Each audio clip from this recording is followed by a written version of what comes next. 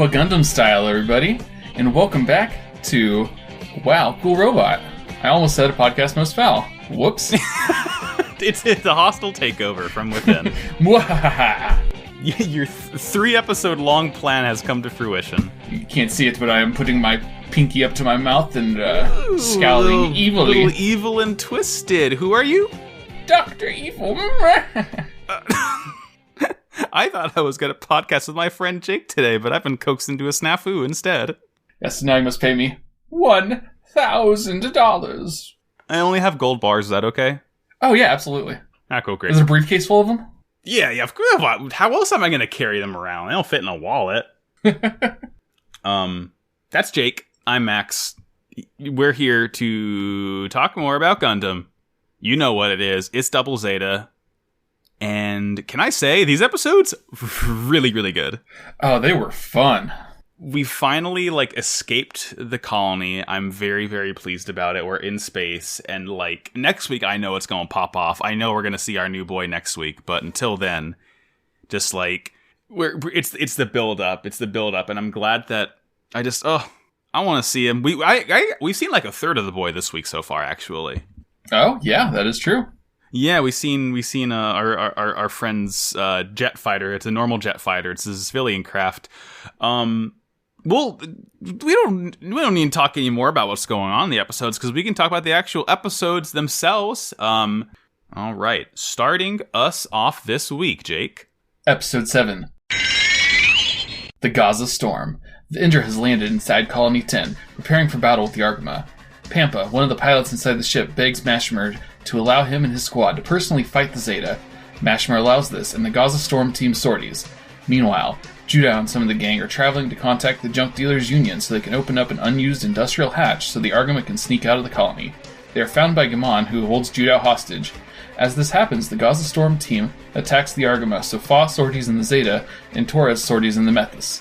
The team tries to fight as honorably as possible, announcing this to the colony residents, until Bicha and Mondo fire on one of the Gazas, prompting them into an all-out battle. Back to the junkyard, Judao is saved by Rue Luca, a representative of Lavi and Rose. She and Judao end up joining the battle, and they eventually send the Gaza Storm team out into space, winning the day. Good episode. Good episode. I love that the Xeon ship is just being pushed into more and more uncomfortable situations for them because of a junkyard kid who doesn't go to school. And Mashmer slowly dwindling patience. Yeah. And I mean, at this point, he's pretty much out of it. Oh, I don't know. I feel like it comes and goes. It ebbs and flows with the tide. But good episode. So yeah, this one starts out. Let me actually pull my notes up so I know what I'm talking about. So the Endra is inside the colony right now. It's inside the main tube of it. It's basically parked on top of a city. And their current plan is to, or I guess we see Gotten talking, right? He's leading this sort of briefing room, and he's saying the Argama has nowhere to go but the hatch behind us. They're stuck in the junkyard right now, but they have to basically traverse the entire length of the colony to get here. So we're gonna hang out here, and we're gonna wait for them to pass by, and we're just gonna take pot shots at them because there's really nothing they can do. But Mashmir does not like this plan. Yeah, he is overweighting. He wants to bring the fight to the Argama, and he even says that, hey, we can use the main cannons. Yeah, I've been waiting to use my big guns the entire time. I'm tired of being nice to this stupid colony. I want to shoot some guns. And Gotten's like, yo, dude, no, that's going to break the colony. Yeah.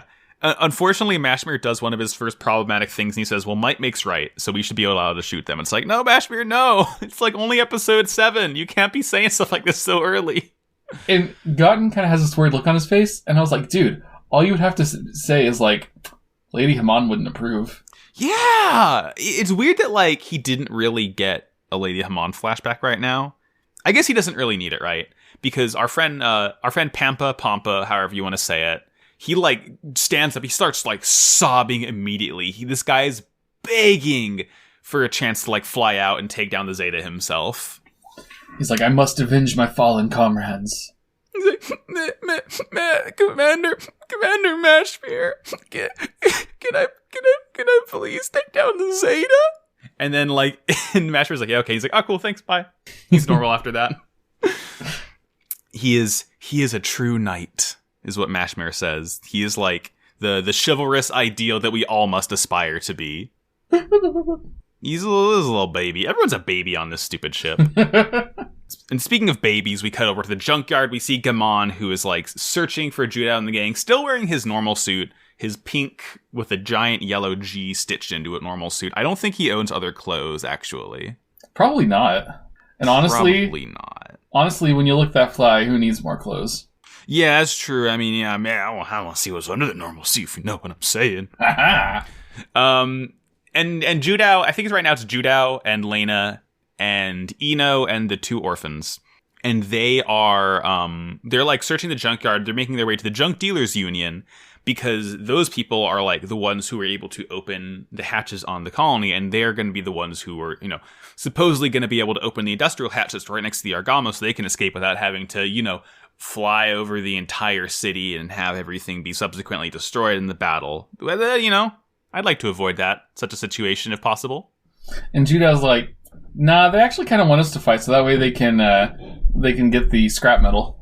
Mm-hmm. Yeah, like Lena's on team. Let's come to converse with them. And Judau's like, no, they're just gonna take advantage of us. And you're like, yeah, they're all like that guy Gammon. They all suck. And of course, Gammon hears this and he like starts chasing them off because he has clearly nothing better to do with his day than like attack a bunch of kids. Absolutely. I mean, they are his sworn mortal enemies.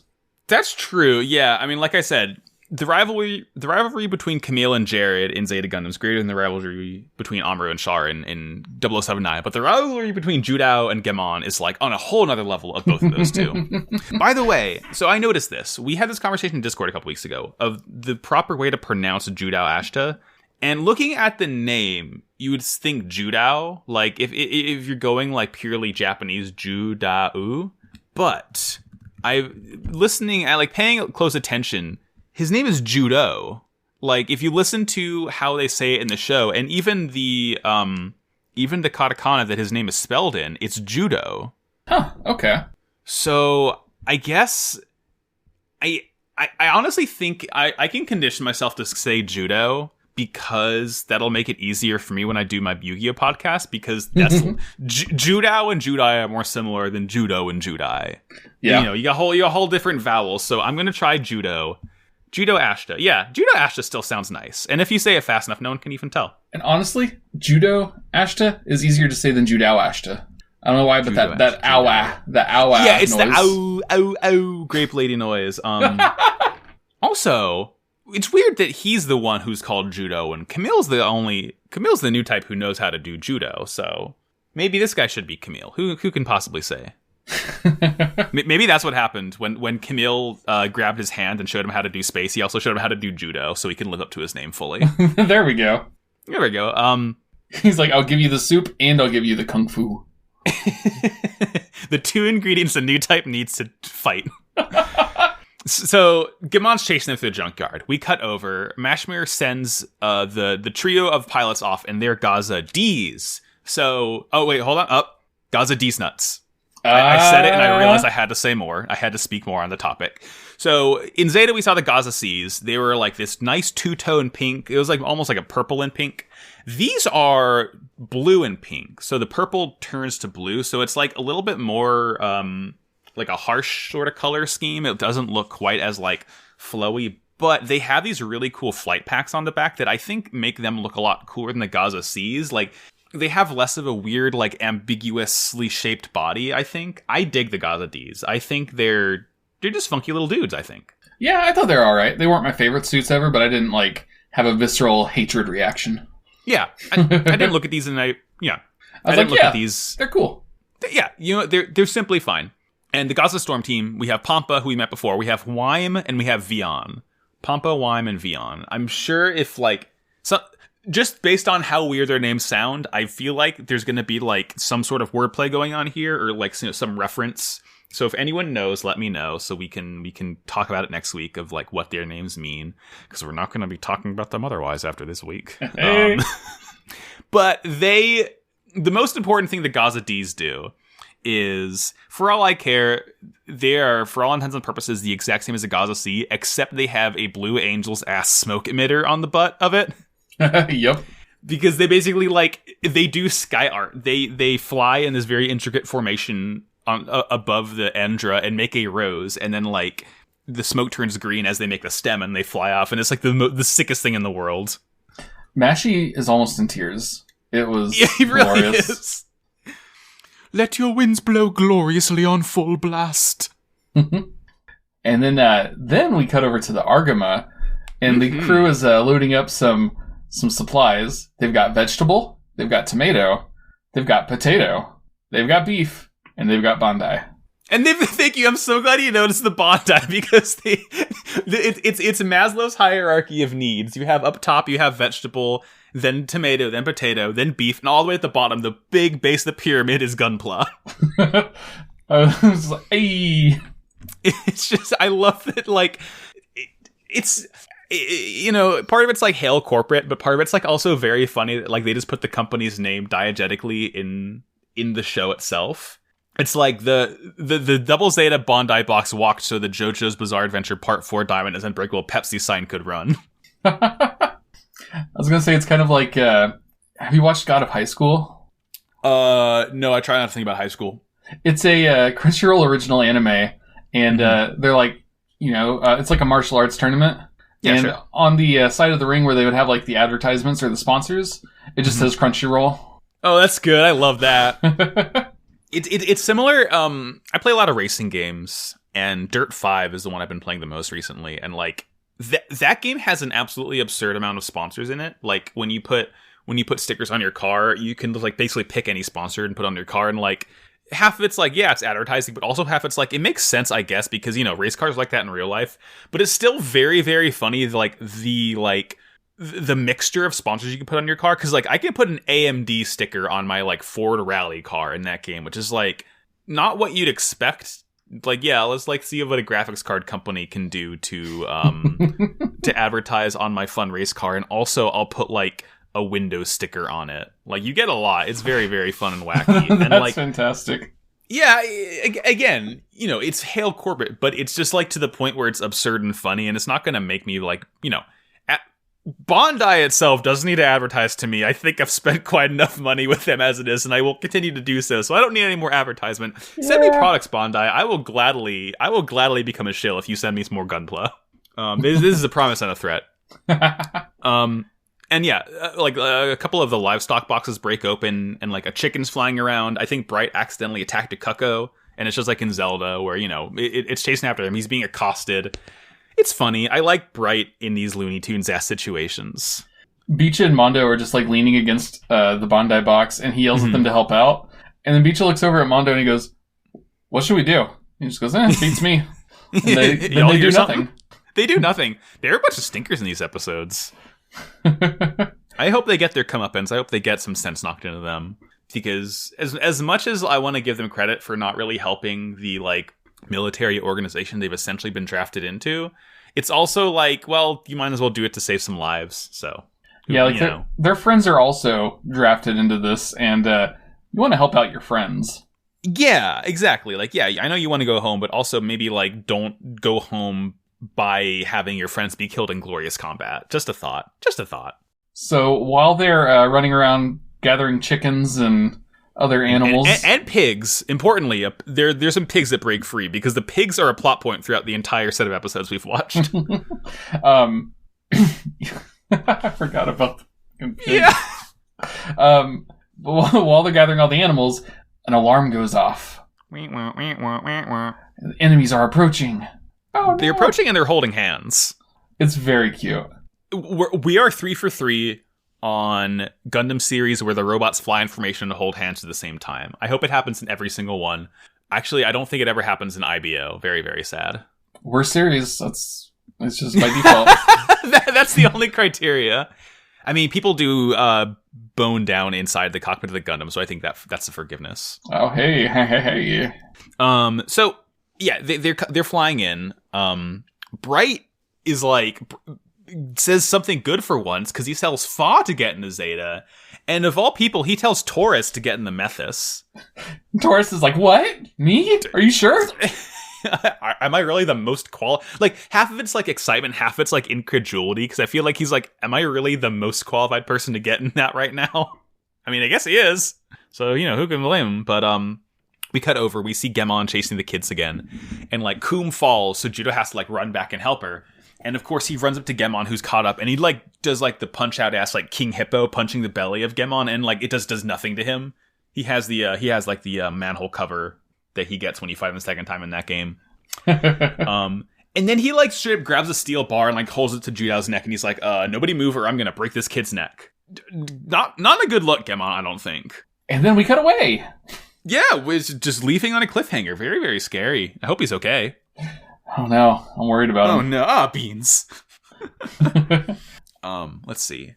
Next, I just have Justice for Fa in all caps because we get to see her rolling out in the Zeta. I applauded and I clapped like a train seal because I love Fa and I love seeing her actually get to do things. And also on her way to the Zeta, she shoves Bicha and Mondo out of her way, and I thought that was nice. It's girl power. Yeah. She's simply allowed to do it. Hell yeah. Yeah. So they're out. Everyone's out there. Wyme wants to fight Zeta one-on-one fairly while the locals watch. So essentially it's like Wyme and Vion are fighting the Zeta and the Methus respectively. And Pampa has landed in like, inside the actual town with a megaphone, basically like doing propaganda, telling them how, Zeon is good and fair. We're fighting one-on-one. We're going to limit damage to the colony. Like, you should basically be on our side. Which is like, I guess, effective enough propaganda because these people in the colony have been like, the colony's been like having random ass explosions for the last like week or so. So I feel like they might appreciate this gesture a little bit.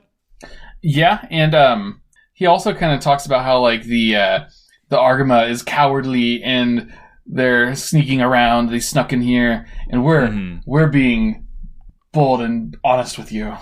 Yeah. Like, yeah, Argama's sneaking around and like it's the Argama's fault that all these explosions are happening because they're the ones who are like, the source of the problems. So, and we don't really see it working on the crowd at all, but like, I guess it's kind of assumed because they're not really like important, like the people watching this, I guess. Yeah, of course they're having trouble. Fa and Torres are because like we see Vion is like keeps on trying to like fight from behind, and Wyma's like, no, we have to fight fairly. We can't be dishonorable. And it's like, oh God, whatever, dude. And at one point, Vion grapples Taurus, and he's like, "Hey, don't you have to fight me from the front?" And so he like flips him around, but he's still grappling him. Yeah, is this any better? He's like, "This." He goes, "This is for Conte. He was like my little brother."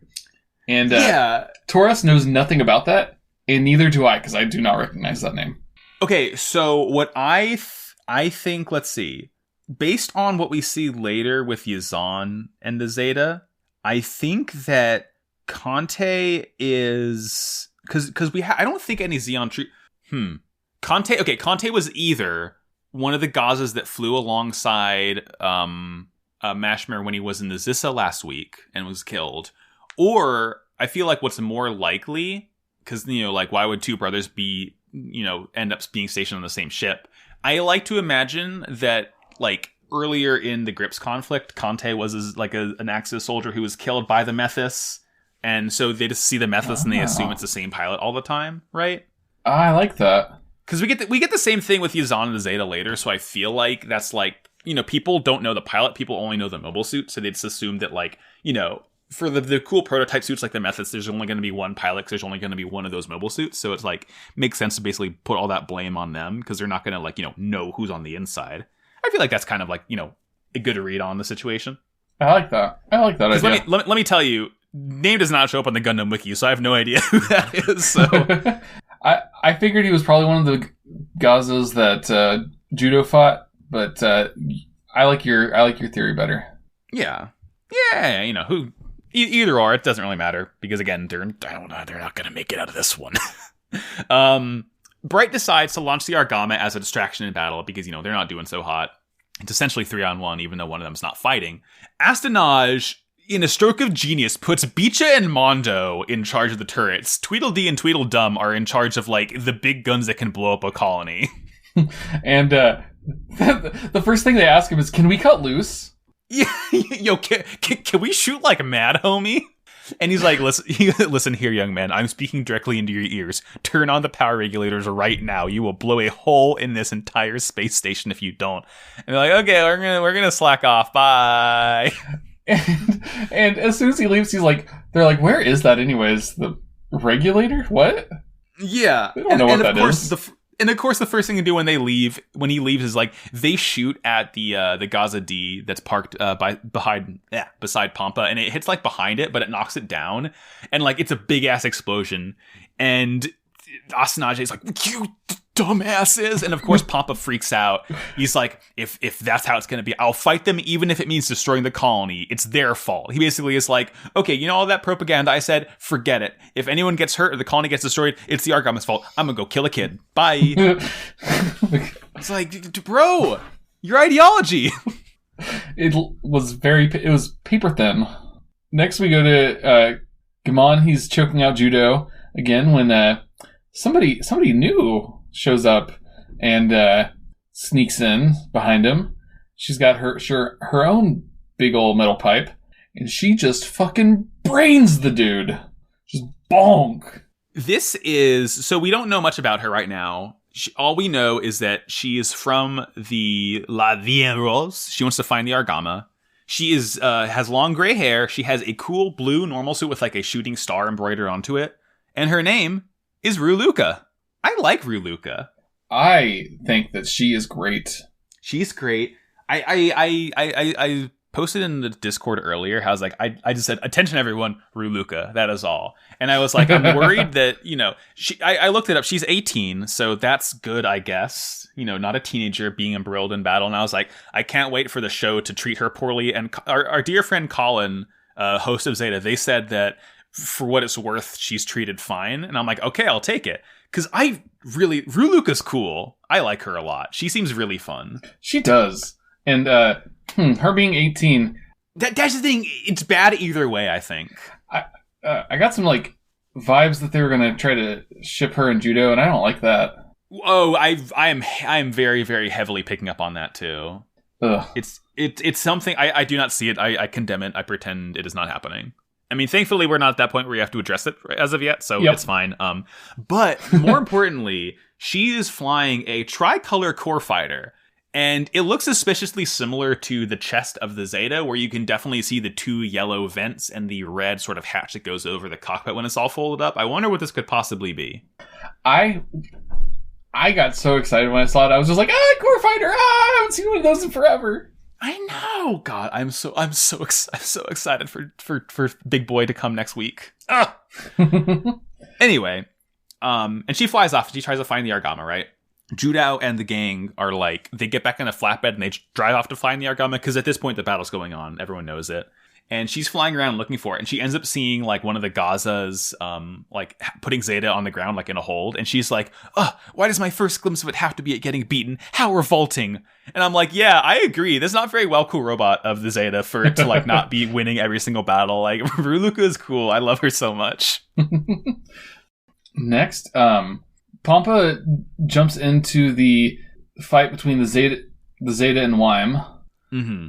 And then we cut to Vian and Taurus fighting, and he rips the fucking Methus in half. The legs just pop right off. It is so sick. So it really just squeezes it in half. And as this happens, because the Methus, the way it transforms, I think it has when it's transformed, it looks like a dart, right? It has the long middle section. And it has four thrusters, two on each side. So I think that two thrusters are near the top and two are near the legs when it's transformed. No, yeah, that's how it is. It's the legs are two of the thrusters. So it makes sense that it can fly off with only the upper half. But yeah, it literally squeezes it so the bottom half pops off and Taurus has to fly off in only the upper half. But look, more legless robots. Bring the Zeong back. I love to see it. It's pretty cool. And it's fine. Rue flies in. She gives him backup as he floats away. And as this happens, as the two Gazas are together, after Rue sort of buzzes them, Judo in the flatbed truck drifts into the foot of one of them, and I guess that dislodges the junk stone underneath them, and the two Gaza Ds fall down. Homie can do this with a truck? I don't think so, man. He's the best pilot in the world. It's Colony 10 drift, Fast and Furious. I love to see it. And yeah, so Judao finally gets into Zeta to back up Rue because like Fa's out. She's like, whatever, dude, go for it. She tosses him a helmet, and the very first thing he does is fall into yet another junk hole. Yeah, I was like, oh hey, the pitfall. I don't know if it's the same. It'd be really funny if it was the same. No, I guess it wouldn't be the same pitfall. They would have had to like fill it back in and set it up again. Maybe they did. I think it's funnier if they like took the same pitfall and it's like, let's do it again just in case. He doesn't get blown out into space. He's in like just like a pit, but like it's just very funny that it, you know, if I had a nickel for every time the Zeta Gundam fell into a Colony 10 junk pit, I would have 10 cents. But it's just weird that it happened twice. Bicha and Mondo, we see him at the helm again. Mondo makes sure the energy regulator is active, and they fire on one of the Gaza Ds that's chasing Rue down, and it hits, but doesn't do a whole lot because the regulator's on. It's just like kind of smokes a little bit and like gets blown off course. Yeah, it was kind of underwhelming. Yeah, better that than, you know, blow a hole in the colony. Yeah. Speaking of, so Judo's hiding, and Pampa is like, let's just smoke him out, and starts firing missiles all willy-nilly. And breaches the colony wall. Yeah, and it's not great. And of course, Judo's freaking out, but he's like messing with the controls, and he like figures out how to activate the silly string contained within the knuckle. You know, he pops down the finger and he sprays the hole shut. And so at this point, all three Gazas are together now. It's like those three against Rue in the core fighter and Judao in the Zeta, and they figure out how to do, they do their Gaza storm formation, which essentially is just spinning around, spraying smoke everywhere to disguise themselves and attack. It don't work, though. Yeah, they quickly realize that, oh, hey, wait a second. We can't see through this either. It's so funny. I love that. Like, they've never... I really, really like to imagine that the Gaza storm formation was just... It's a brand new, like, you know, regiment. The only thing they ever practiced was the rows. In actual battle, they're like, we might as well do the smoke again, and it just never works. I love it. It's comedy of errors. And so they say, hey, you know what? If we just start shooting, eventually we'll hit something. Yeah, good tactic. Very good idea inside a colony. Yeah. And, like, you know, they can't use their radar because the Minovsky particles are so dense inside there. And, like, Rue and Judah have no idea what to do. Like, they're like, this isn't good. We can't really hit them either. And Rue figures out a bright idea. She's like, Colony 10, forgive me. And she fires a bunch of missiles into one spot. And this is actually a really smart idea because, of course, she blows a hole in the colony, which the vacuum sucks out all the smoke. And now, without any smoke, Judo quickly finds and chops Vian in half. And he gets sucked right out the hole. One's gone. And then Wyme comes running in for revenge. And Judo hits them with missiles and whoop, right out the hole. 2 down. And then Pampa comes flying in with his sword, and Judo literally punches his head off and whoop, right in the hole. 3 down, triple kill.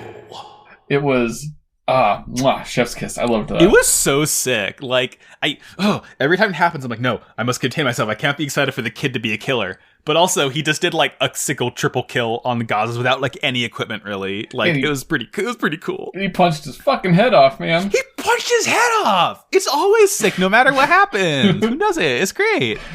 Mashmer gets the news, and he's like, "Oh, okay, this sucks. Clearly, we don't know enough about the Zeta Gundam to attack it. We have to abort this launch. We got to like go back and chill." And we see Rue and Judo fixing the hole. They're, you know, using the silly string. They're spraying it again. I'm not calling it what I called it in Zeta because this is a more lighthearted tone. It's no longer. I probably just called it cum, honestly, in Zeta. So it's silly string now because this is a show for kids. It's not anime anymore.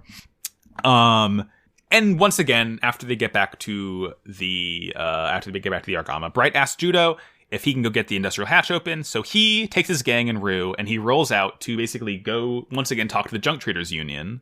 And then we get my favorite line of like all of these week's episodes because Rue leans over to Judo and she's like, "Hey, is the guy like bashed on the head gonna be okay?" And Judo turns to her and he's like, "That guy wouldn't die if you killed him," which is like, it's so good. Like, yeah, we can't kill that dude. I don't know how. Oh my god, I wrote it in all caps. I was very excited when I got to that line. It's really good. And the last thing we see is we see we cut to Gammon, who's like passed out in the junkyard, and one of the pigs that escaped from the Argama is like sniffing him. And of course, my feral boy Yazan rolls up, grabs the pig, and like walks away with the pig on his shoulder. Yeah, he just grabs it by the back legs, throws it over his shoulder. He's like, "All right, I'm gone." God, it's good episode. I really like this one. It was really, really fun. I feel like that is a way to describe Jared from Zeta. He wouldn't die if you killed him. I mean, he did, but maybe he shouldn't have. Yeah, I mean, they did throw him down a mountain at one point and he was fine, so... Like, the fact that he survived being pushed down Mount Kilimanjaro. I know it's not a very steep mountain, but it's the comedy. You can't beat it. All right. Well, Jake, shall we move on to our second episode? All right. All right. Episode 8 of Gundam Double Zeta.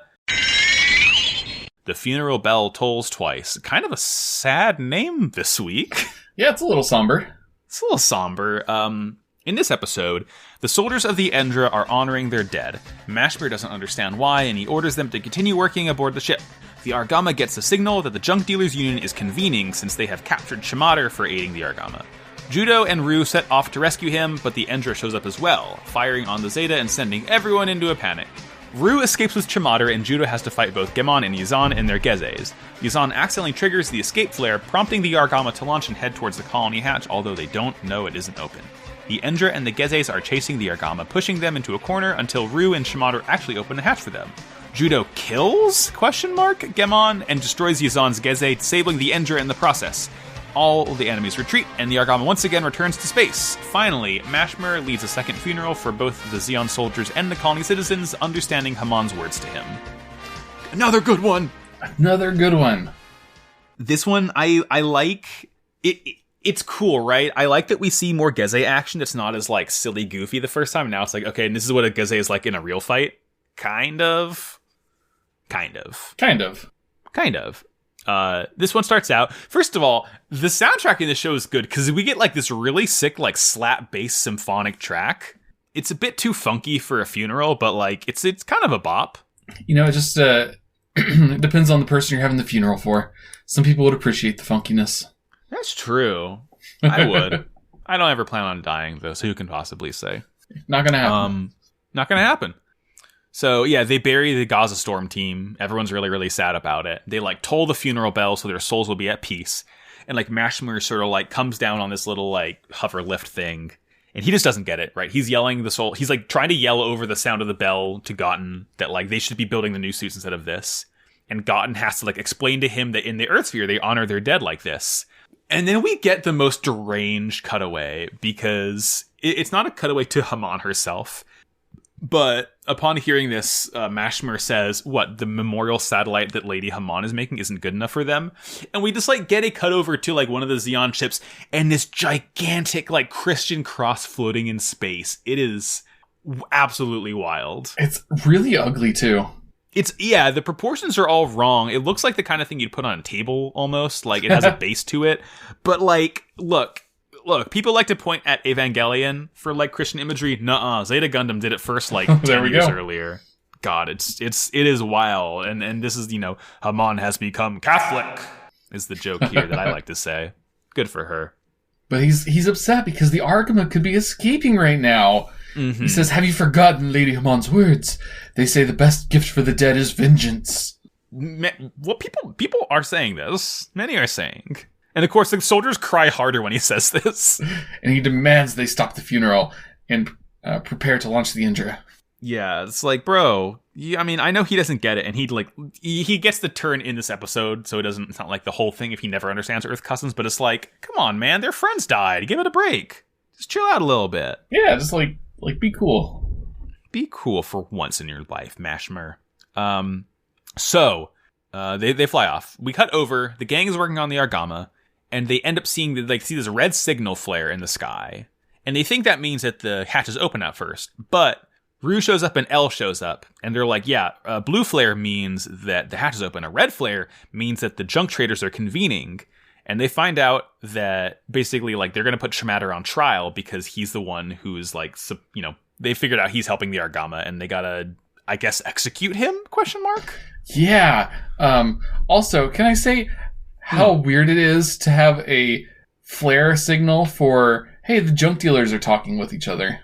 Yeah, right. I guess, like, Colony 10's a boring place inside one. I guess that the only flares they need are, one, if like an important ship is escaping, or two, if they're gonna like publicly execute someone. It's like medieval times where, like, you know, the only forms of entertainment were basically like watching a dude die. I'm glad these kids are leaving Shangri-La. I feel like this is a bad influence on them. Yeah, it might not be the best environment. Yeah. And of course we cut over. We see Gammon, who is talking. He's standing on top of this, like, it looks like a sandcrawler that the Jawas use in Star Wars, kind of. It's really like, weird. Just like it's like a big box on treads. It's really like unclear what it is. But he's standing in front of two Gezes. One is his, the gray, you know, the two-tone gray, and the other is this nice, like, two-tone red and very dark red. And we'll learn whose that is, but, like, it's cool that, you know, I like to see multiple paint jobs on a ship. Heck yeah. I dig it. I'm happy about it. And so Gammon is, he's got, like, a little megaphone. He's saying that the junk union must stand together as one. He said, we got this guy here who told us to open the hatch for an outside ship. When is the last time an outside ship has ever done us any good? And everybody's like, yeah. Fuck the outside ship. And as the whole time, Yazan is just roasting the pig from the last episode. And he's sitting next to Chimatter, who is tied up to, like, a ladder on the side of the little sand crawler thing. And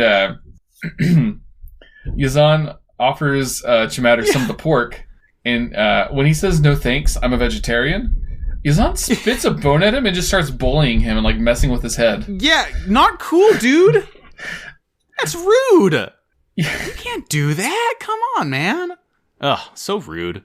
Like, it's like, no, I don't want any pork. What? You think you're better than me, huh? It's like, bro. How dare you? Bro. And then he's like searching, I guess he's like searching Chimatter's pants or something. It's not as like funny as it sounds, not like a funny, a dude searching other dude's pants. I'm glad they didn't go that route. But he finds a flare, and Chimatter's like, it's a bomb, don't do it, it's gonna go boom, big explosion, pow, boom, pow. And Yazan is like, this isn't a bomb, dog. He figures out it's a flare, and he like just like takes it. And by the way, at this point, until basically the end of the episode, Yazan will have a pig leg in his mouth the entire time. Don't forget this. Oh, yeah.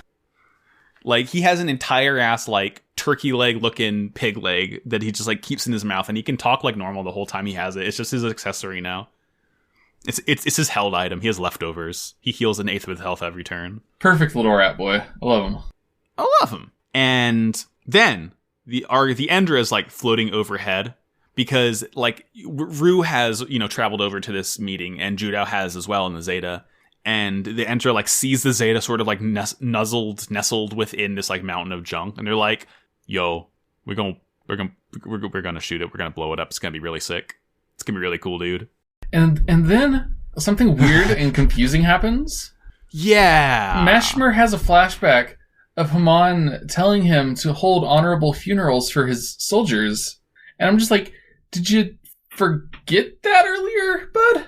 Like, she told you about funerals. It's weird that this is when we get the flashback.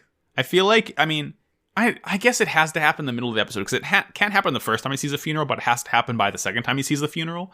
But, like, it's weird that I guess they tie it in that, you know, it talks about how they need the funeral, but it also is like, you know, you need to lift their spirits with vengeance.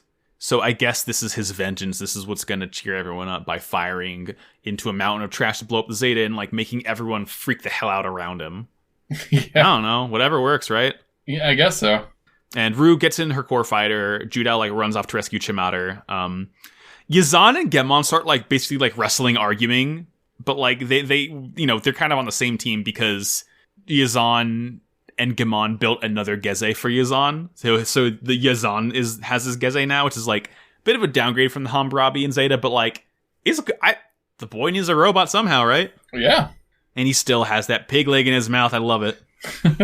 And Gammon tells him to attack the Indra, and Yazan is like, no, that's not the Argama. I don't want to fight that. And Gammon says, I'm sorry, you must have misspoke. You said you'd do any work as long as I fed you. Yeah, it's, God, he's doing this whole thing just for, like, food, basically. It's great. I mean, not great, but While they're fighting, they notice Judo untying Chimatter, and Yazan's like, "You work with the Argama now?" And Judo's like, "You're still alive?"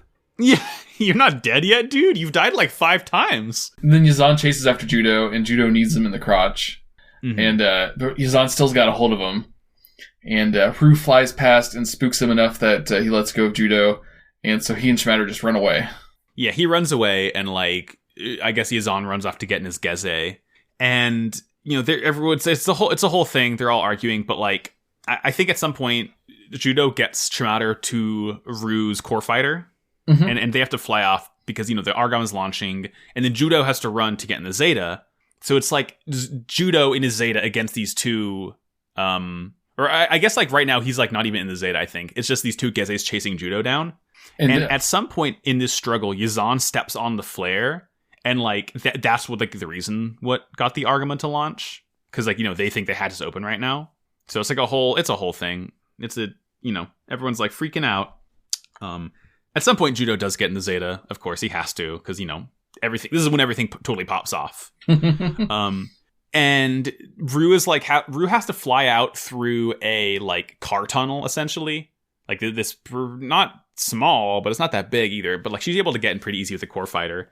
And Yazan and before they go after Judo, Yazan and Gemon are chasing her in their Gezes, and like Yazan chucks a piece of metal and he misses the frame of the tunnel, and like Gemon is flying in trying to fit, but he just like clangs against the wall like, Wile E. Coyote and Roadrunner, just like clangs and like just comically falls over in the Geze. Just come on, you gotta know.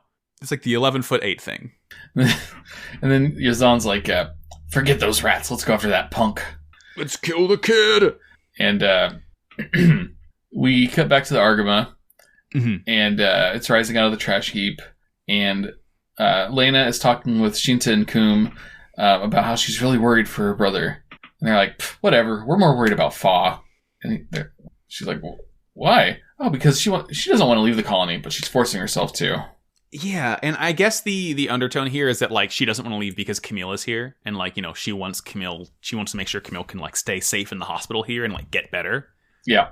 Which is like, yeah, good. Like maybe she doesn't it's Fa wants to fight, and I feel like this isn't even like her mother, the motherly instinct that's been foisted upon her from Zeta Gundam, but it's like it does feel more like Fa just like truly cares for Camille and wants to make sure he's doing okay, which is why the main reason she wants to hang back.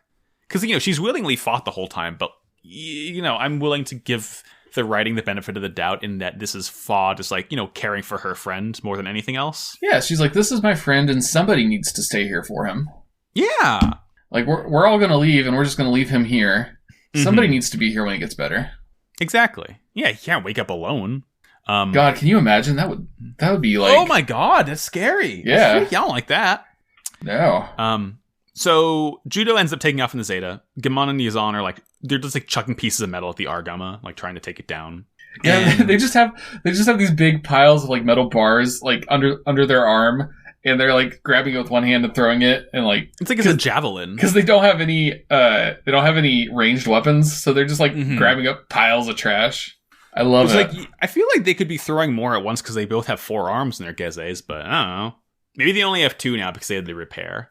Oh, maybe. But yeah, Judo ends up being able to tell the Argama that, like, yeah, the flare is an accident, the hatch is not open, but, like, there's really nothing they can do about it because they've started moving, they're in battle.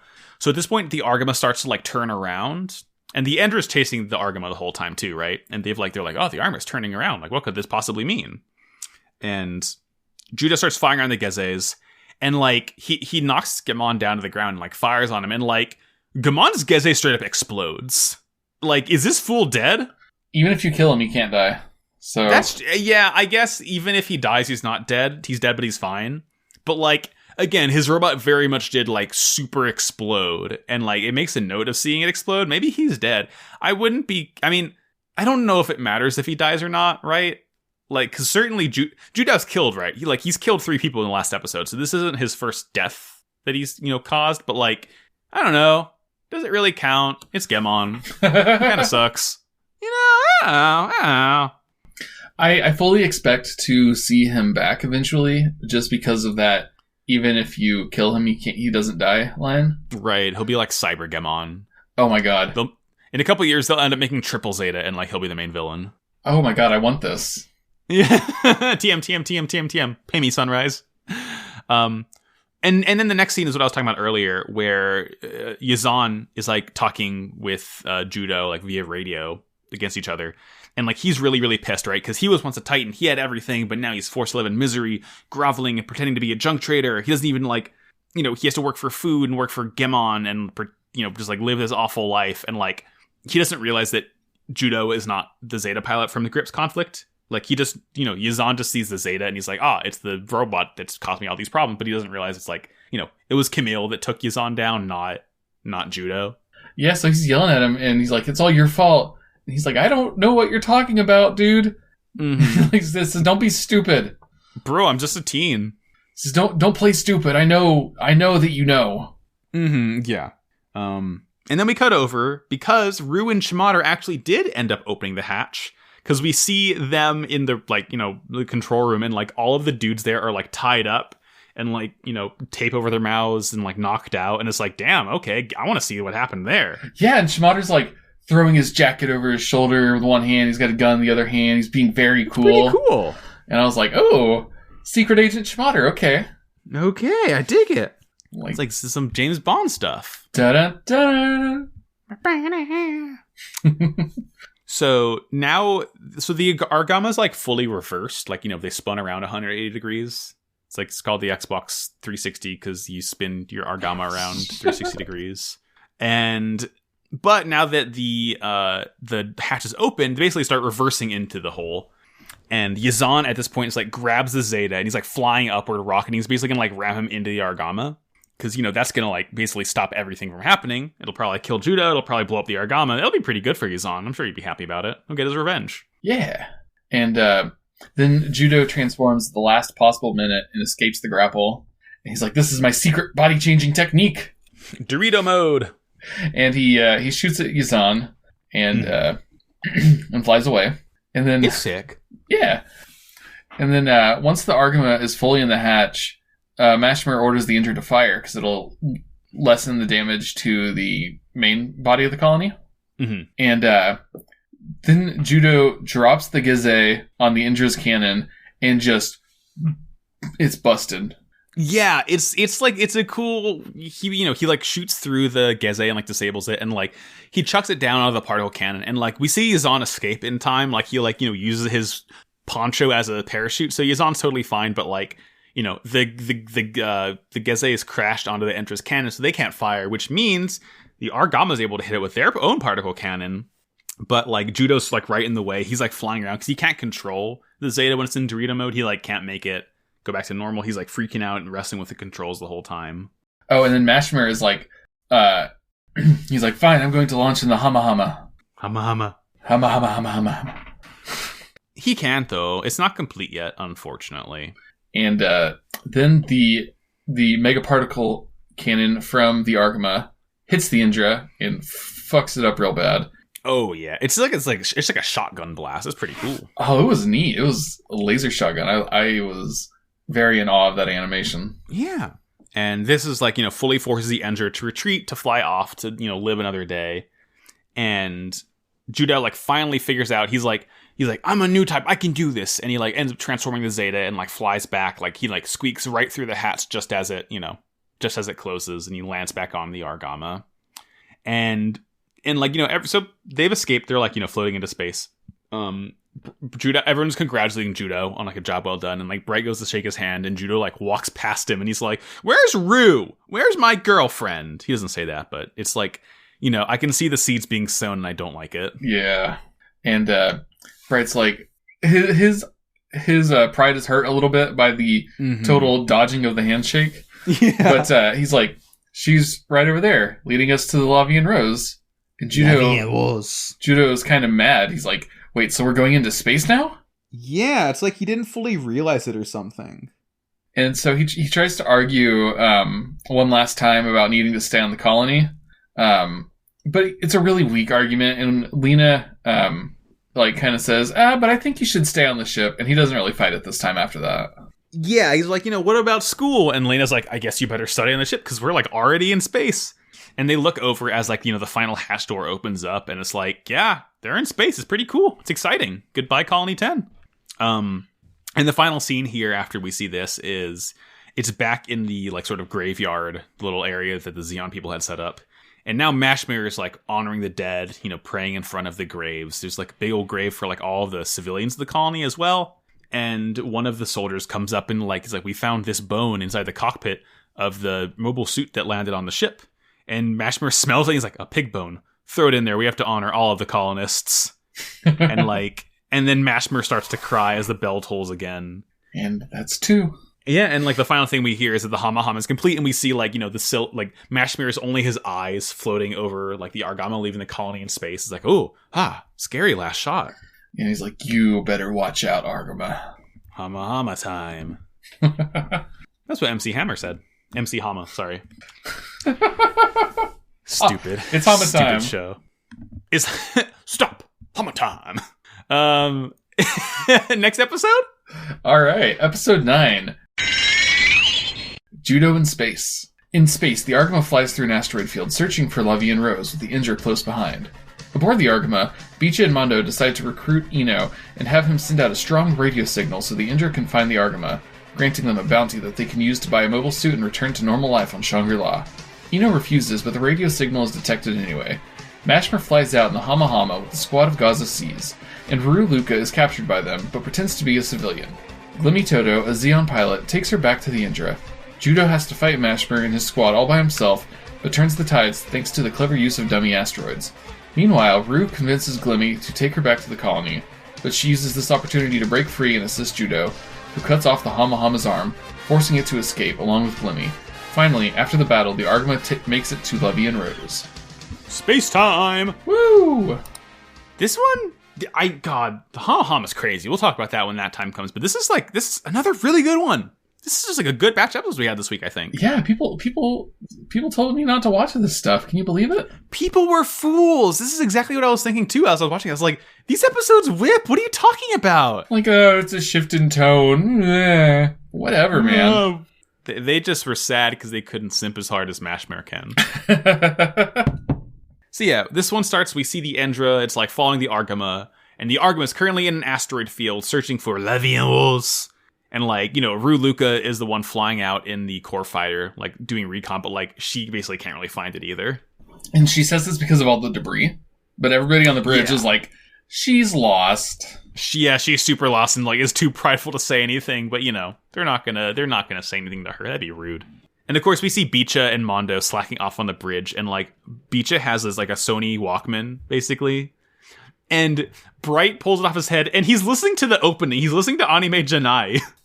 Oh my god, I got so happy at that. I clapped a little bit. Like, I was... I love when shows do that, when they remix the opening into, like, the soundtrack of the show. But this is, like, the soundtrack of the show, the opening is actually diegetic and is, like, what they listen to within the actual show. It's like, oh, I like that. It's layers. That's fun. Hell yeah.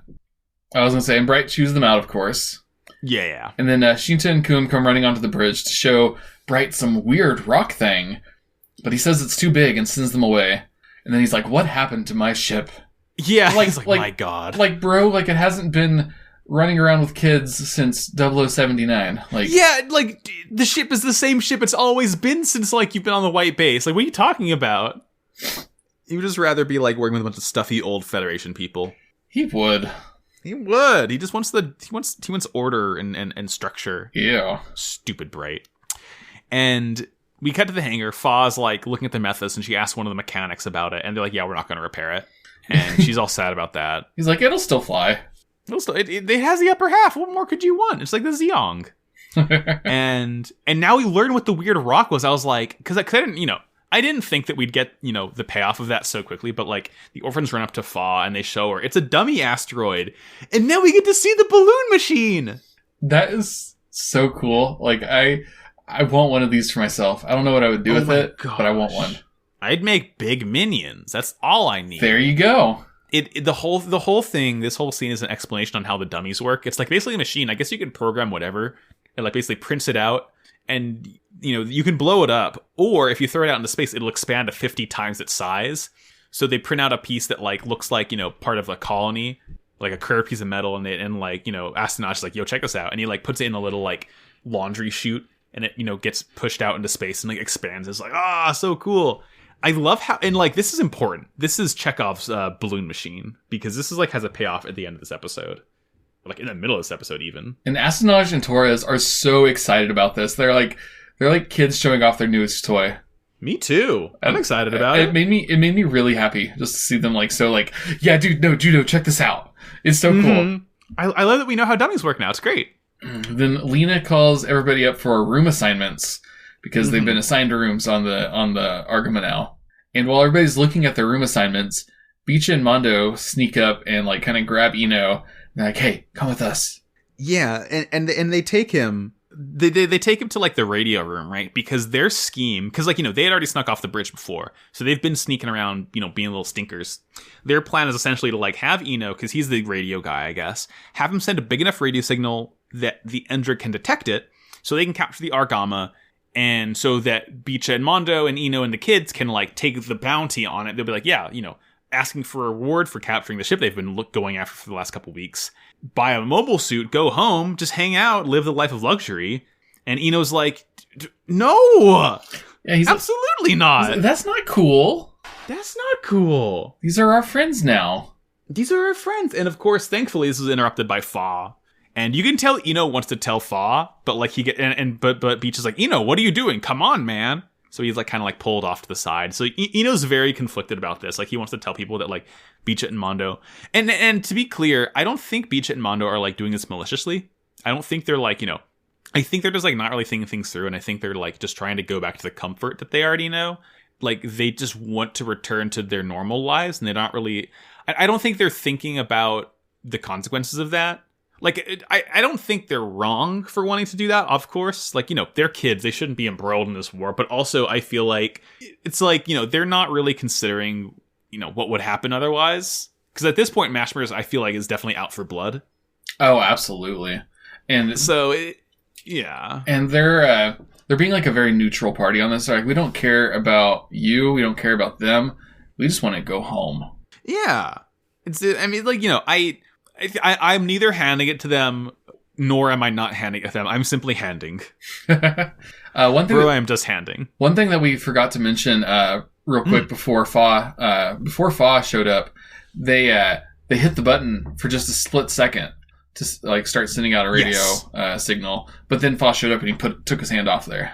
Yeah, because the Endra does pick up the signal, as we cut over. And of course, like, Mashmer picks up on it, what's happening right away. He's like, there must be a traitor aboard. And then God, another Slumdog Millionaire flashback. This one's a doozy, buckle up. He flashes back, he hears Haman tell him to, like, gain the trust of everyone around him, show them the kindness and sympathy of a commander. But the whole time, he's blushing like crazy, because she's wearing this, like, white dress. And he's like, you can see his eyes darting up and down, because, like, the whole time he's just staring at her badonka honkaroos. They're kind of showing a little bit, and he's like, Yeah, boy, Lady Haman, look at your bazongas. Hey. Auga. He says, Hamma-Hamma, indeed. And yeah, come on, dude. Come on. I mean, I know she's a year older than you, but like, actually, no, you know what? He's 19, she's 20. This is the most on-brand thing there really is, actually. Yeah. Yeah, no, this whole thing checks, actually. This checks out. And of course, because of this flashback, he decides to finally go out in the Hamma-Hamma. It's completed. This thing, oh boy, Jake, this thing is nuts. Oh, it is so sick. Would you like to describe it for us? Let me pull up a picture real quick. It is big and green and spiky and beautiful. It's hard to describe almost. It's very busy. So it's this big green suit.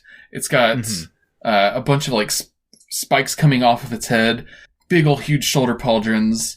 It's got like those tubes that the Zaku's have coming off its like face. It's got them on its side. It's got its arms kind of look like that too a little bit. We'll maybe figure out why here in a minute. Mm-hmm. It's very like I'd almost say it's like very angular, very kind of polygonal a little bit. Like it's just like if you were to look at it, definitely is a lot more angular than what we've seen so far. I think if you were to look at it, like you could see like how they could easily make this suit like in a 3D engine because it's like just all flat surfaces and and I'm looking here and it's got like a nice pink belly button ring. It does have a belly button ring. I really like it. It's like the green is this nice two-tone. It's like a lighter green and like a darker green on like the sort of like binders. A ton of verniers. Like on each shoulder alone, there are 8 verniers. Like all in the sort of like slots of the shoulder pads. And they're like a bright red that looks really nice with the green. Yeah, you know, you look at the colors on paper, bright, like light green, dark green, pink, yellow, red. You'd think it'd be busy, and it is, but it works for it because everything is so much of an accent. I dig it. Very, very top heavy suit.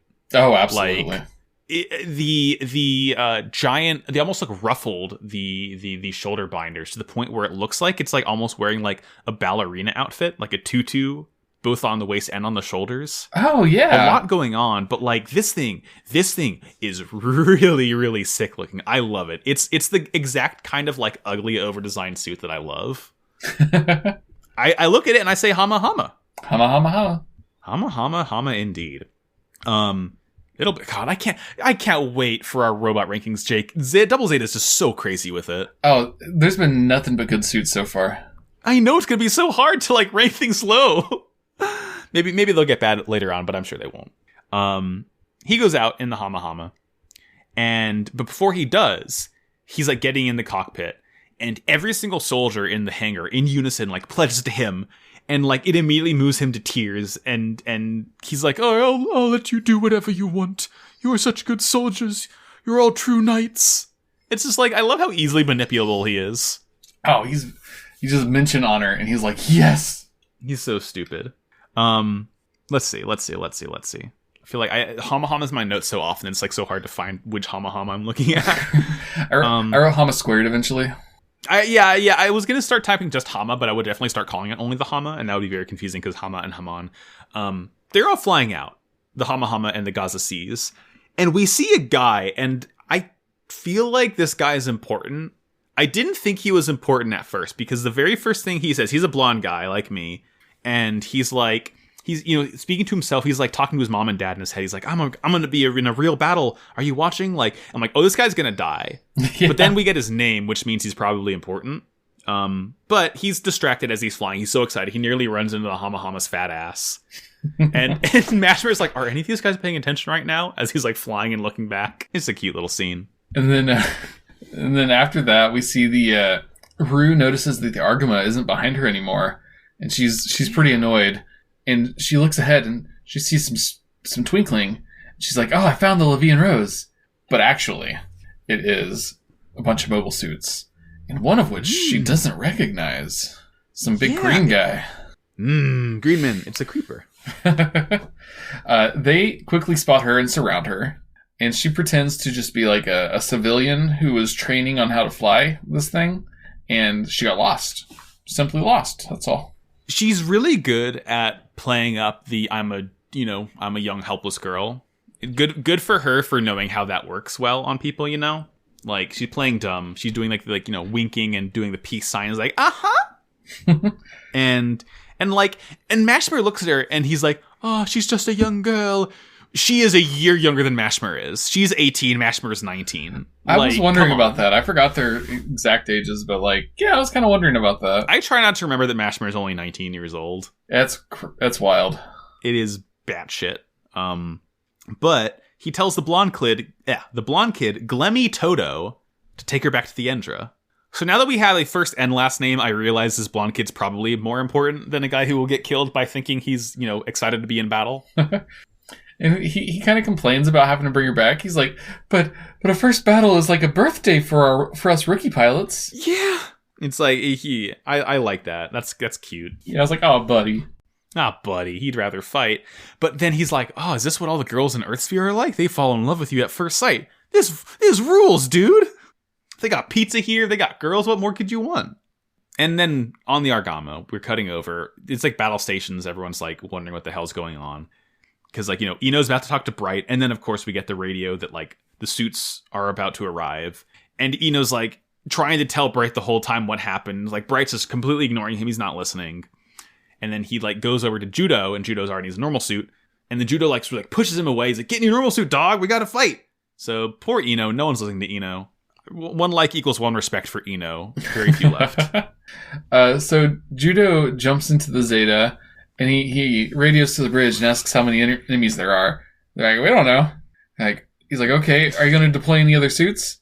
We don't know. Yeah. So he says, screw this, I'm leaving. Yeah, he's like, he doesn't... Good for him. Stand up for himself, right? Don't throw your life away for a battle that you don't even know about. And Bright calls Astonage. He's like, get him back in the cockpit, flatter him, tell him he's a new type. He likes that. Just get him back in there and send the boy to die. Yeah, I love how on the nose they are about feeding into like Judo's new type aspirations. Because of course Astonage tells him this, and Judo's like, you're just buttering me up. And because he realizes that they're doing it, and of course Astonage ends up convincing him by saying like, do it so your friends don't die, your sister's on this ship. And he's like, okay, fucking fine, I'll do it. And good for him. He grumpily walks out to the catapult. He grabs his rifle, but that's all he grabs. Yeah, he forgets to grab the battery pack, the kind of thing that allows you to shoot more than twice. And Ino's just kind of sadly wandering around the halls looking for someone to tell his deep dark secrets to. And he gets yelled at by some nameless man to go man a gun. Yeah, give this man a weapon. He's like, okay, fine. Beans. Yeah, so he's out fighting. He shoots twice, and then he's out of energy. And he's like, he can't really fight as well in space. Because, like, he tries to brace himself for impact, but of course, he's floating in space. He can't brace on anything. So he just kind of floats around a bit. But then he remembers that he has all these dummies that the Zeta's, like, chock full of. So he tosses his rifle at Mashmir to, like, distract him, and he zips away. And he just starts shooting out dummy asteroids behind himself as he flies.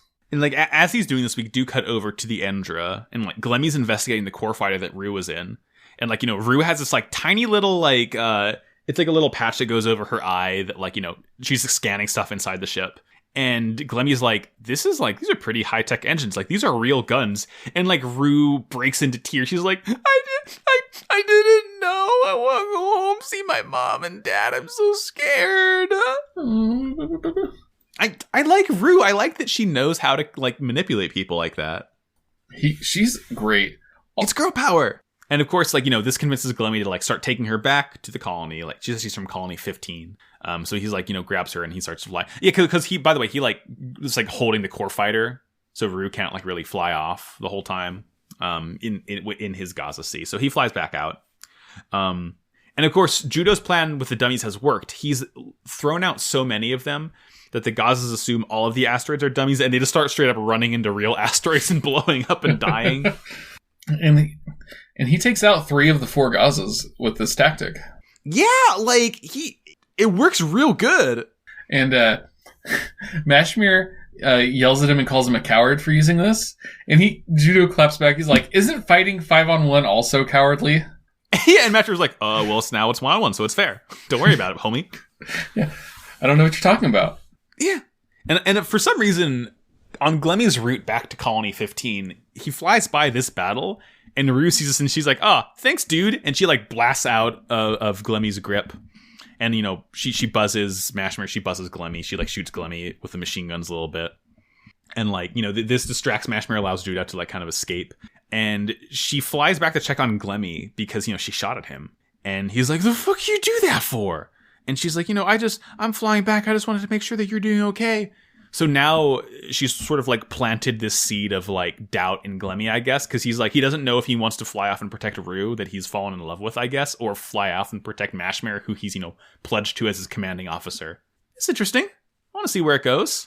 And so he does actually see Mashmir about to, like, start chasing after Rue. And he tries to warn her, which is interesting to see. So it's like, the manipulable soldier who might end up with the good guys. Who can say? So let's see. And the last part of the battle is pretty cool too, right? Because in the Hamma-Hamma is like, way overtuned compared to the Zeta. Like Judo can't really do a whole lot against him. And he's getting his ass kicked. And he like lands on an asteroid that he tries to brace against, but he like sort of falls onto it.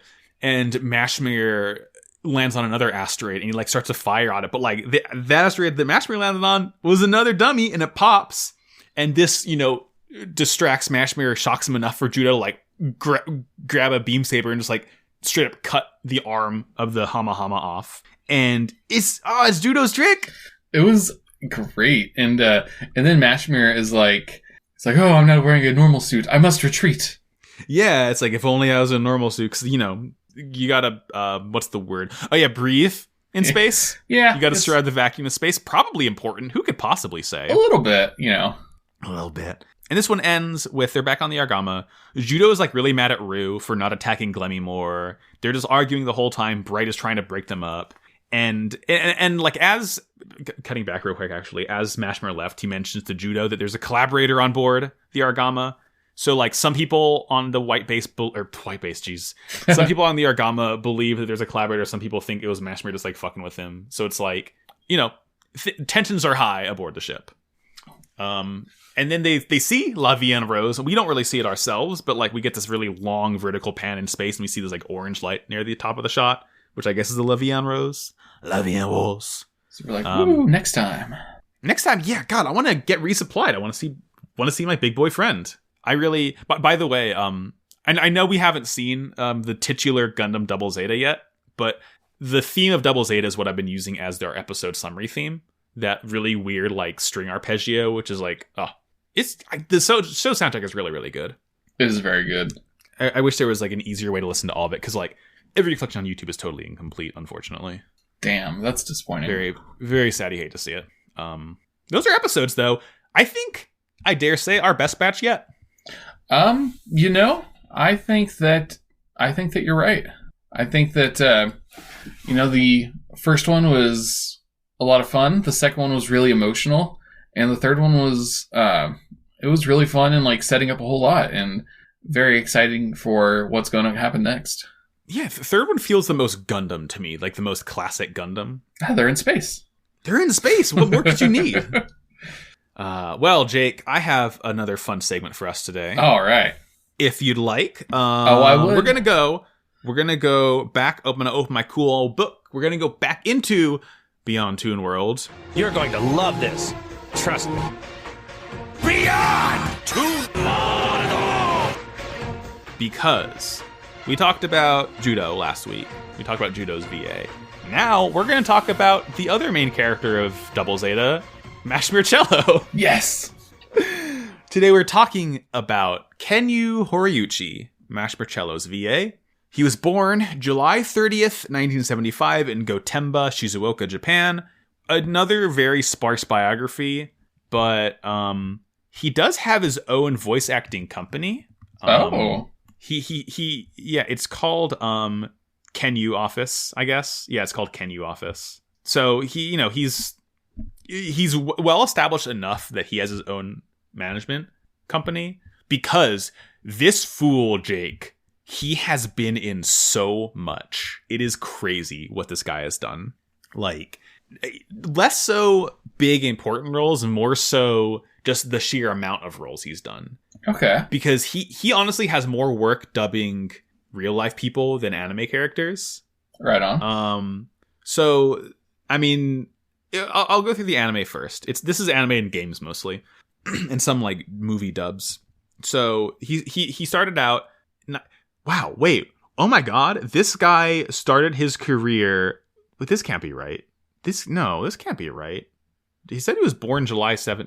Oh, you know what? I wrote 1975. He was born in 57. Oh. I was like, how the hell could he have voiced Mashmir Cello when he was 11 years old? Nope. He was 29 when he voiced Mashmir Cello. That makes more sense. So he started out in 1983 with a show called Genesis Climber Mos Beata, and he was like a ton of roles in that. So he's like, one of those actors who voices everyone, I guess. 1985, The Transformers. He was a lot of robots again, but mainly Springer, and he would reprise that role as Springer in a lot of future like 80s Transformers series. Is Awesome. Of course, 1986, Smash Marcello and Double Zeta. 1987, Teenage Mutant Ninja Turtles. He was Leonardo. Oh, shit. Yeah, and he was also Leonardo in the first movie for the Turtles, I believe. Nice. 1988, in The Legend of the Galactic Heroes, he was a character called Anton Ferner. Again, haven't seen that yet. Will one day, maybe for the podcast, who could possibly say.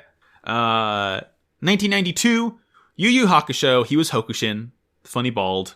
Oh, shit. And again in 1992, Jake, the first of his like insane roles, he was Waldo from the Where's Waldo TV show that exists, apparently. That was okay. We found him. He's been in Colony 10 the whole time. I didn't even know that was a thing. Oh my god. Yeah, right, yeah, like, less important that I learned that he played Waldo, more important that I learned that there was a Waldo show. In Saint Seiya, he was Libra Doko, and he's been that ever since. In 1993, Victory Gundam, Hanger Geiwin, which I believe is the main character's father, if I have my notes about me. 1993, he played Tom in Tom and Jerry in the Tom and Jerry movie. Hell yeah. Did you see they're making a new one of those? I did. It looks fun. Oh, I love me some Tom and Jerry. I have such a hot spot. I have such a soft spot for Tom and Jerry. It's just like, it's nice fun, you know? Yeah, I like it a lot. It's just silly. In 1996, Gundam 8th MS Team, he was Bone Abust. Can't wait to see that for the show. That's a good 1998, in Cowboy Bebop, he was Gren. Another insane role in 1998 as well, the Donkey Kong Country TV show, he was Eddie the Mean Old Yeti. Oh my god. Oh my gosh, this guy has the range. That's amazing. In 1998, he voiced Abe from Oddworld Abe's Odyssey. Oh shit. Or I guess it was just called Oddworld. It was the first Oddworld, I think, in 1998. In 1998, a game called Air Guys God Bless the Ring, he voiced Cloud Strife. You what? You can't make it up. Yeah, so if you don't know about Air Guys, it was a PS1 fighting game that basically the only reason it was important was that you could play as Cloud, Tifa, and Sephiroth before Final Fantasy VII came out. Oh, really? I think it might have even had a demo for 7, so that like that's the only reason that game was like popular at all. But like it's still cool that it's a fighting game where you can play as Cloud, Tifa, and Sephiroth. You know? That's amazing. Yeah. In One Piece. He played Kinemon, and of course he's reprised that role in every game and movie and what have you that's featured the character since. In the year 2000, Jake, in the Japanese dub of an extremely goofy movie, he voiced Bradley Uppercrust III. This is when things get nutty. In the year 2000, yet again, in the Japanese dub of The Emperor's New Groove, he was Kronk. Pull the lever, Mashma. The poison for Judo. Judo's poison. You do that really well. In Metal Gear Solid, the whole franchise, he's Raiden. Oh, snap. Just, our favorite cyborg ninja Raiden. He's been Raiden for his debut, and ever since then, he's been Raiden. In Naruto, and in Naruto Shippuden, Tobirama, and Pain. Oh. I don't know how he does it. In the Japanese dub of Cinderella 3 and Kingdom Hearts Birth by Sleep, he was Prince Charming.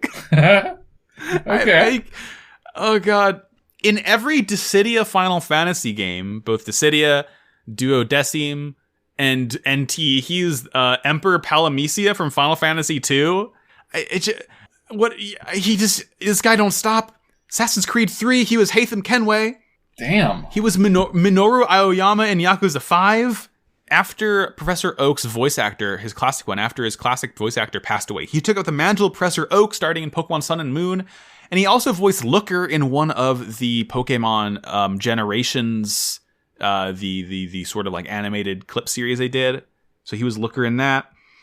He was Silence in Horizon Zero Dawn, the Japanese dub of that. Huh. In Yakuza Online, he was Masumi Arakawa, but he wasn't Masumi Arakawa for Yakuza 7.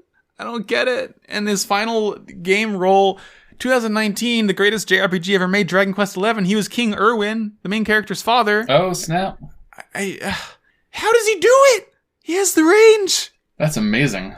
And to top it all off, I'm not going to read off every rule because it would take literally half an hour to do so because he's voiced a trillion characters in movies. But the main the main actors that he like voices over in movies: Clive Owen, Christian Slater, Benjamin Affleck, Brendan Fraser, Ben Stiller. Oh my god. Charles Entertainment Sheen. And I swear to God, in every movie this guy's been in, Jake, he's Brad Pitt. Oh hell yeah. Okay. I don't get it. I don't know how he does it. Like any Brad Pitt movie, he's him. He's got the power. Kenyu Kuriyuchi. I am saluting so hard right now. What a hero. What a hero. What a guy. Just absolute legend. The range is impeccable. Yeah, and I looked it up on like behind the voice actors. I think he ranked around like 130th weekly, and that's like pretty significant. So yeah, he's a very popular voice actor. That's amazing. I love this man. Thank you, Horiyuchi-san. We salute you. Wow, I feel like I need to like wind down now. Yeah. So to wind down, we can do our plugs now. Thank you all for tuning in. Jake, where can we find you on the internet? You can find me at Mr. Jakey Poo on the Twitters.com. And you can also find me on a podcast, Most Foul, where my wife and I are reading through the Artemis Fowl books. Her for the first time, me rereading them. And you can also find me on Hearts Against Balance, a Kingdom Hearts-inspired actual play podcast, where I'm playing I'm playing Seahawk from She-Ra. Hell yes. I just about said She-Ra from Seahawk. Yeah, you know, She-Ra, star player of the Seattle Seahawks. Yeah. Well, I'm Max. You can find me on Twitter, Instagram, etc. at MaxyBajillion. I have a couple of other shows, including Pod of Greed, the world's #1 and only Yu-Gi-Oh! Podcast sponsored by Kaiba Corp. That is at Pod of Greed Cast on Twitter. As well as, I almost said like someone's podcast that isn't even mine. Slappers Only, a video game showdown podcast that we just, excuse me, when this episode is out, our episode on Paper Mario: The Thousand Year Door will be out. Check out that. That is on Twitter at SlappersOnlyPod or at SlappersOnlyPod.com. And these podcasts and many, many more can be found on the Noisepace Network, Noisepace.xyz, made by our friend Matt, who is a living, breathing Nintendo GameCube. You can find these shows as well as Kyle XY, podcast.KyleXY, Special Gate Snacks, Jujutsu Kaisen Podcast, Kamurocho Radio, a Yakuza podcast, and many, many, many more. 2021, year of the podcast. We love to see it. Hell yeah. My voice is starting to go a little bit. So, well, with the little time I have left, Jake, I have an important question for you. Yes. What's that robot of the week? I was thinking about this earlier, and I was pondering, who should I choose? What would be the best robot of the week? And you know what stood out to me? Goddard from Jimmy Neutron. His mechanical canine? He's a good boy. He's a good boy. Wow. I feel like I've never thought about Goddard for like most of my life, but then like he's a pretty good design, you know? He really is. Like it's a great look. He's just a funny dog. Bark bark. Bark bark. He has a cool like electro dome brain head. I like his like tube legs and arms. It reminds me of like the Zagok from 079 Gundam. Oh yeah, I can see that. Wow. Thank you, Goddard. Shout out. Shout out to Goddard. He's the best boy. He's a good boy. Wow. Well, thank you, Goddard. Thank you, Yazan. Thank you, Gamon, who's dead, probably. Thank you, Gundam. Thank you, Judao. Thank you, Ruluka. I'm tired now. So, as we always say, to close the podcast, in the words of Kenyu Horiyuchi, who certainly said it at some point in his life, war is bad. Wow, cool robot. Anime Janai. Don't forget. That's a warning. Better not forget it. Or else. Bye. Bye.